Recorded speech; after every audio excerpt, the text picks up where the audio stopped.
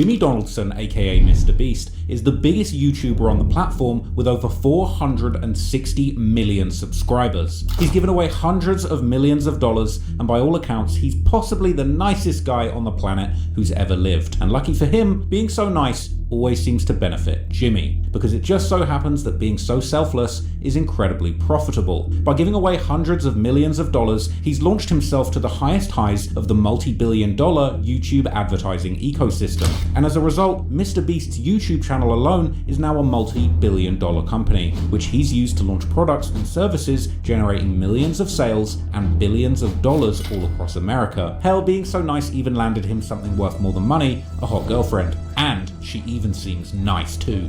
It's not fair. But anyway, you don't get to mog this hard without attracting the evil eye, and as we all know, that cheddar breeds jealousy. Over the last few years, MrBeast has been hit with some of the most damning allegations a corporation, I mean a person, could be hit with. Accusations of sexual misconduct and grooming going on under his watch at the company. How you said a corporation, I mean a person, but Suggestions that he had subjected victims. He should have been doing these type of videos, like the MrBeast shit, and I think he did the what other video he did? He did hella other videos. This the influencers exposed, yeah, when they be exposing the YouTubers and shit.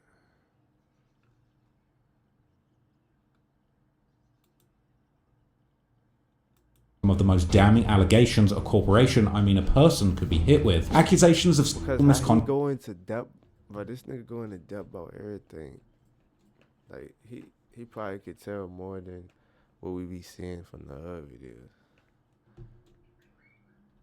And grooming going on under his watch at the company, suggestions that he had subjected victims, I mean contestants, at the Squid Games, I mean Beast Games, to treatment that would qualify as torture under the Geneva Convention. In fact, according to some people, MrBeast is the fakest content creator on YouTube. And if the haters are to be believed, absolutely nothing about MrBeast or his multi-billion-dollar empire is real. His smile is fake, his thumbnails are fake, his stunts are fake, his charity is fake, even his food is fake. But is all the hate against MrBeast just a classic example of hating the player because he's winning the game, or is MrBeast's empire really as phony as the smiles on his thumbnails? Well, in this, I don't know why y'all think shit's so black and white.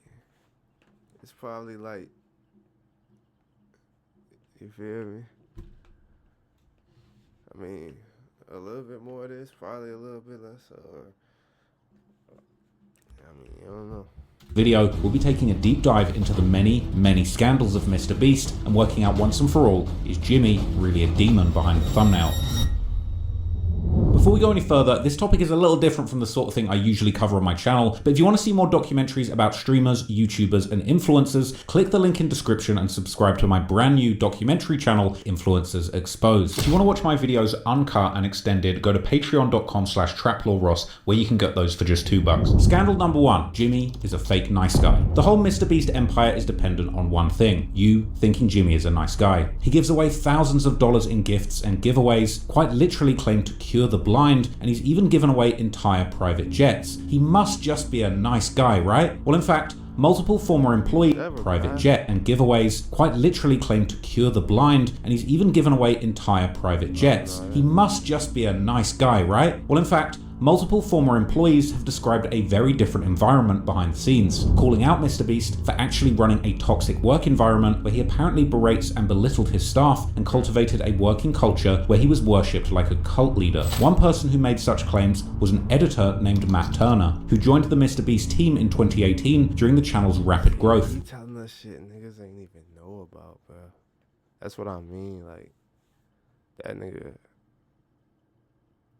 he thorough.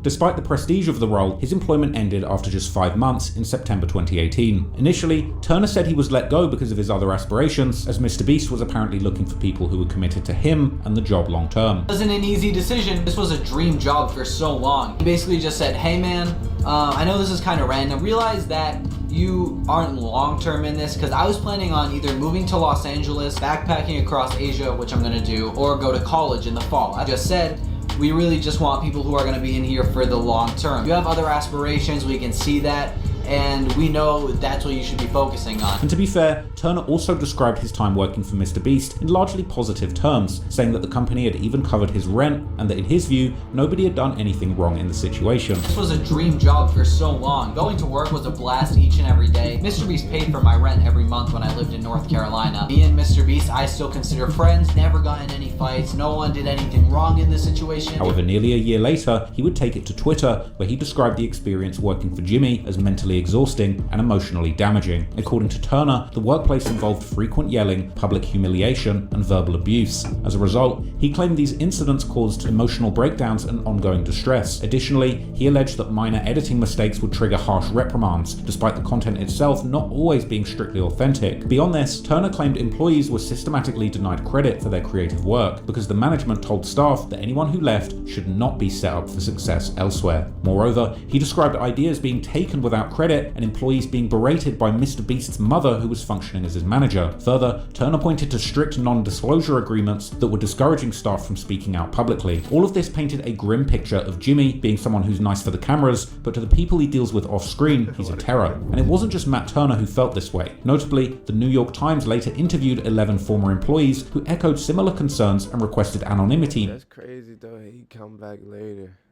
So what you was trying to do in the beginning, you was trying to get back.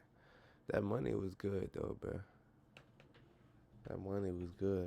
Due to those agreements. But during those interviews, the 11 staff members who worked for MrBeast described a sharp shift in Jimmy's personality once the cameras were off. In response to the allegations made by Turner and others, MrBeast told Rolling Stone that despite working with over 1,000 people, only 2 people had ever complained that he was too demanding and that he was simply maintaining high standards. He also claimed paying Turner $10,000 in a separation agreement and even said he recommended him for future work. For years, it seemed that claims made by Turner and others were largely dismissed until renewed scrutiny emerged in 2024. Yeah, I mean, up until very recently, MrBeast was like, he was just shielded up. He had like dragon armor.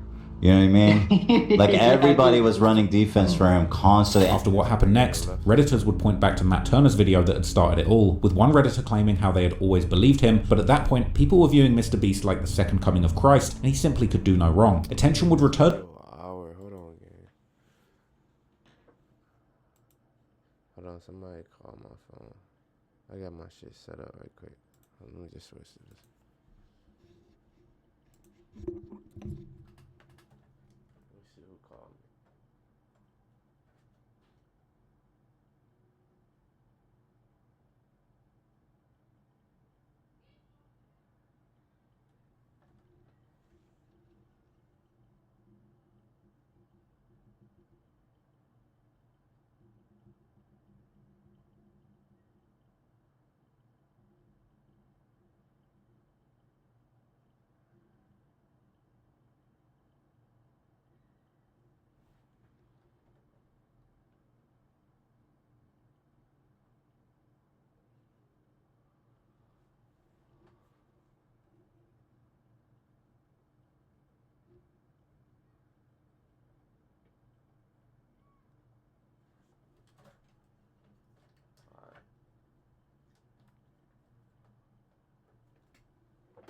Y'all sitting right there looking at MrBeast face. Look at y'all.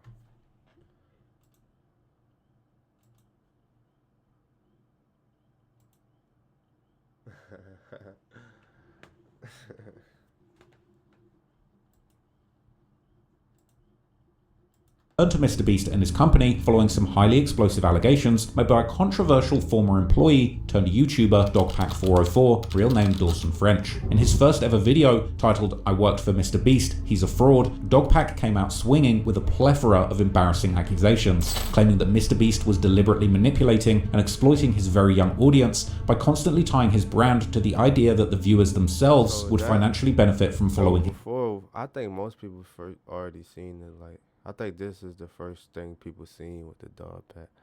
Nobody knew about this nigga from before. What year did this video came out again? Oh, it ain't showed up yet. YouTuber Dogpack404, real name Dawson French, but do no wrong. Attention would return to MrBeast and his company following some highly explosive allegations made by a controversial former employee turned YouTuber Dogpack404, real name Dawson French. In his first ever video titled "I worked for MrBeast, he's a fraud," Dogpack came out swinging with a plethora of embarrassing accusations, claiming that MrBeast was deliberately manipulating and exploiting his very young audience by constantly tying his brand to the idea that the viewers themselves would financially benefit from following his content and helping his channel grow. And he alleged that MrBeast basically never actually includes random subscribers in his challenges or competition videos like he claims. Videos are just for entertainment only, right?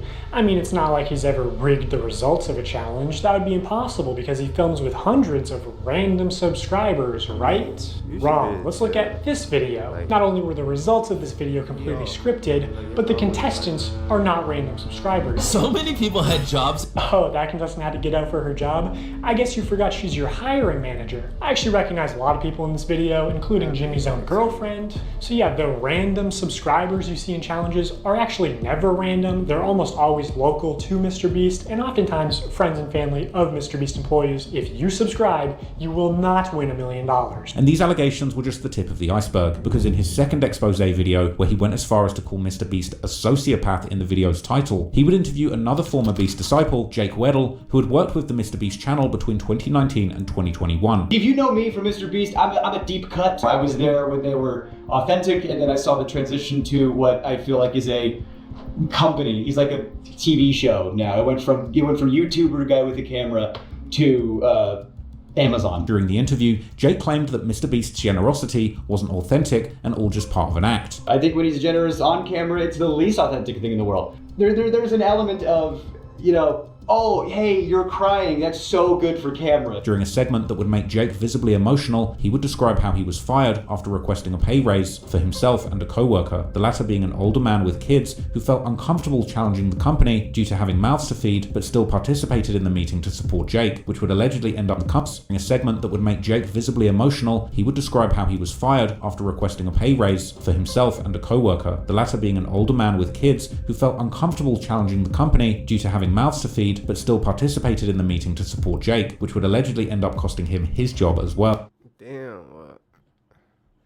And that's one of the reasons why I left, was because I just walked in there and asked for not necessarily a gajillion dollars, but maybe a salary that was more proportional to the work I was doing, given how much revenue that work was doing. The other thing I talked about was there was another writer there, older comic, black guy, he had a kid. And I got paid more than him, and I thought that was wild because he was older than me, had a child, we're doing the exact same job, and I'm some 20-year-old white guy, why am I getting paid more than him? I brought that up. And one of the things I did, and he didn't want to rock the boat. He desperately didn't want to rock the boat. He's just, I like my job, I like the because I trust you. He stood with me. He went in that meeting with me. And I said at my piece that he backed me up. I said, I need XYZ or I'm out of here. And they said, bet, and they gave me a severance check the next day. And they gave him a severance check the next day. And if I knew... Bro, this nigga at his highest, you gonna go and ask, yeah. But you should have known that. But why you say that end part? I need XYZ or I'm out of here. They say, all right. You gave him the option. You shouldn't have never gave him the option.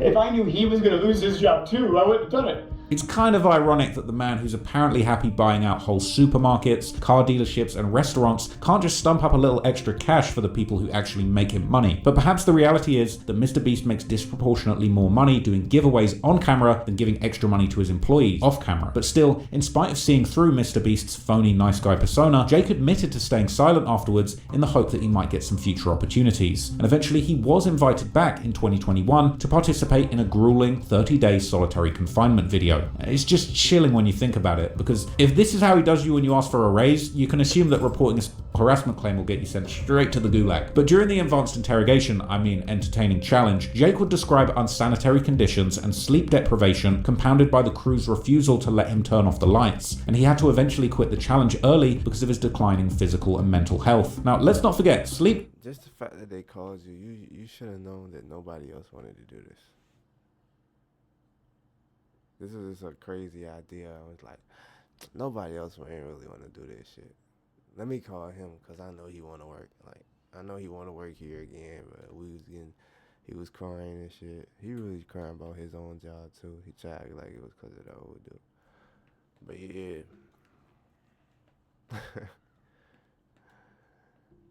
That nigga got, you know what I'm saying? He should have known it was a flunky mission. He got Deprivation is literally an internationally recognized form of torture, like quite literally a war crime under the Geneva Convention. In reflecting on the war crime, I mean workplace experience, Jake would say that it was ultimately the financial pressures that left him feeling unable to refuse the offer. But Jimmy's the guy with the money, and if you do what he says, he'll do what you want. You'll always want your student loans paid off, you just be in his cage. And you have power over people. When one person doesn't have resources and the other one does, and they hold it over your head, and you go, of course, yeah, I agreed to it. I needed it, of course. Shortly after the video was released, MrBeast allegedly offered him the remaining $190,000 of prize money that he didn't get. But even being willing to stump up $190,000 is an interesting offer, and it kind of says a lot about how MrBeast must have felt about how nasty this incident was. Jake also faced criticism following making these allegations, and during a follow-up interview, Jake would actually acknowledge that his participation in these challenges was not mandatory. But were those challenges mandatory? The things like the marathon, I think the Rubik's Cube as well, were those mandatory? I was doing a couple of the challenges leading up to it, and like, again, this is the thing about the video. Technically speaking, on paper, no. But when I tried to not do the Rubik's Cube thing, he was, just do it. Like, just do it for the thing. But while Jake admitted that some of the pressure to stay was self-imposed, Hearing so far is a whole bunch of... But yeah, the pressures that exist. So yeah, that's fine, but what I hear so far is that these are a whole bunch of internal pressures that you have. I don't think you can hold MrBeast responsible. Yeah, for but this. like, it's not like they fell out of a vacuum. I mean, these pressures exist because this is the company that Jimmy built. Jimmy built this company, and the pressure... Well, you did fall for it. You know what I mean? He was trying to hold you, but you proved him right, kind of, because you was like, yeah, I want them. Well, I mean, I don't know how much money he flashed on you, like $100,000. I mean, yeah, niggas would take that. But if you already know he was on bullshit before you left, that nigga did not change. Come from the way that the company operates. he also generally avoided taking any responsibility for his own decisions. To say that there's no pressure and to say that all the pressure was manufactured by me, I think is a little ridiculous, but that's just me. So as a result, public sympathy was divided. In particular, some questioned him being paid $10,000 a day and still feeling empathy. Jimmy... pressures that you have. I don't think you can hold yourself... Is a whole bunch of...